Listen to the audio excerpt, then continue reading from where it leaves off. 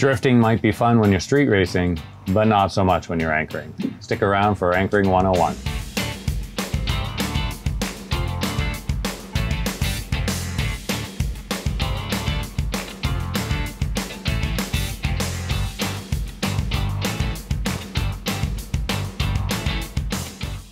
Hi, I'm Sean from Cove Lessons in Boating. Now you own a boat and you want to get out on the water and possibly enjoy a day with your friends and family, have a picnic and relax.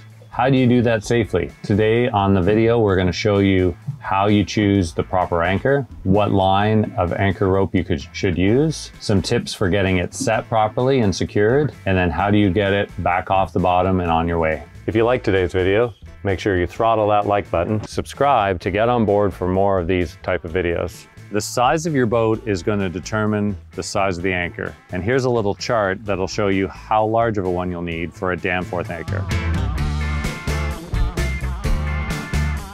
There are different types of anchors, and here's a little list of all the most common ones and some images of them.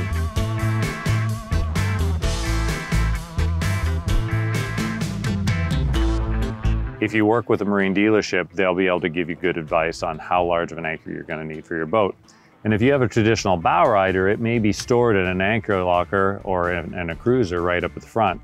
If you've got a pontoon boat or a smaller boat, you may have it underneath a seat somewhere.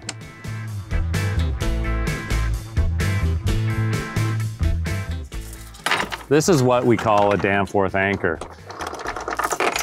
And the reason it is such a good and almost universal anchor is that this part pivots, and this is what digs into the bottom of the lake. You'll also see here we have a nice heavy chain. If you think about it, when the line goes up from the boat, if it's a floating line, it goes up from this angle. But if you have a nice heavy chain, what it's going to do is it's going to weight this part of the anchor down, which is going to further allow this part of the anchor to dig into the bottom of the lake. One of the other things that you need to consider is how long of an anchor line, or rode as it's sometimes called, do I need? And the best rule of thumb that we've found, and you'll get different opinions out there on that, is that you would need a minimum of 4-to-1 length for the depth of water that you want to anchor in, and probably ideally more like 5-to-1 or more. And the 5-to-1 ratio just gives you a really nice angle from the boat down to the anchor, particularly if it's a chain, so that it can drag along the bottom of the lake or waterway that you're in and dig in. As an example, if you want to anchor in 20 feet of water, you'd probably want an absolute minimum of 100 feet of line.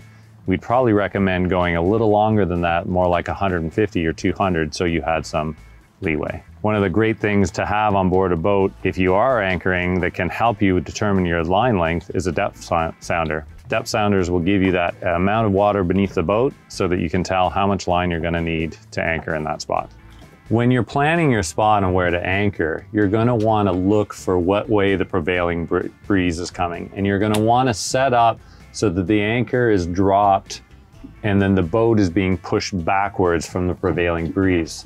That way, the tension of the line is going to help dig the anchor in further as the breeze holds you. And I'm going to check here, and I see that I've got somewhere between 10 and 15 feet of water. So that's ideal for our anchoring here because I don't want to have to use a ton of line. You're also going to look to see if the wind direction shifts slightly. Am I going to be blown into other boats or other shores? So keep in mind that you want to make sure that you have a good swing radius around you so that you can, if the weather or wind changes, that you're not up against a shore or up against another boat. Sometimes if you get a lot of wind, people will take a second anchor and put it off the back as a positioning anchor to help hold. But we're just going to go with one today. I always leave the engine running because I may need to reposition. And what I'm going to do here is I'm going to pull the anchor out. Some people will heave it, but I know that the water depth here is perfect.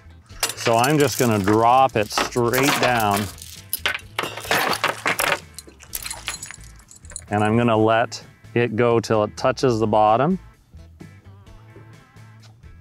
There it has.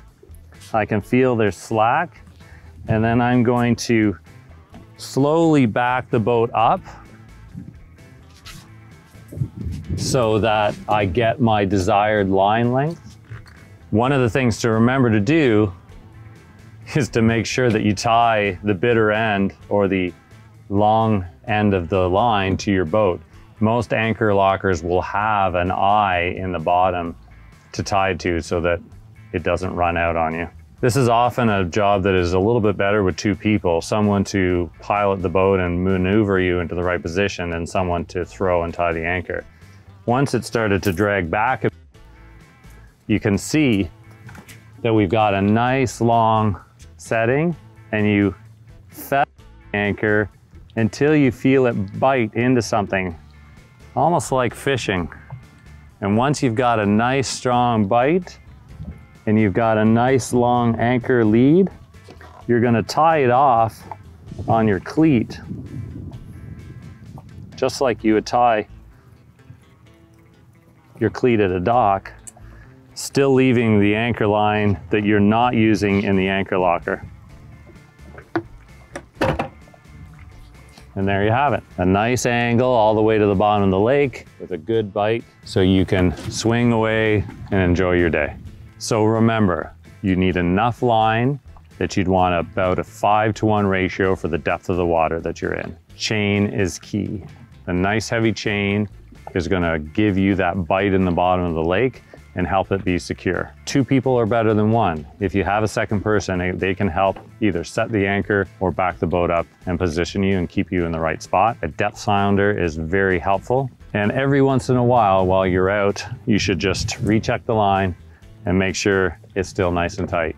And keep an eye on your surroundings because you don't want to drift on shore. So now we're done for the day and we want to go home. You're going to want to start to pull the boat towards the anchor, and ideally you have that second person helping you and they're controlling the helm. And usually you'll get to a point where you're directly above the anchor and you'll feel it let loose at the bottom of the lake and you'll be able to pull it right up. Bearing in mind, you'll probably have some mud and some weeds or maybe even some twigs. There, I just felt it let go of the bottom of the lake. And that's why a Danforth is so great, because it usually gives you a really good solid bite on the bottom, but also is not that hard to get loosened off. Oh, see?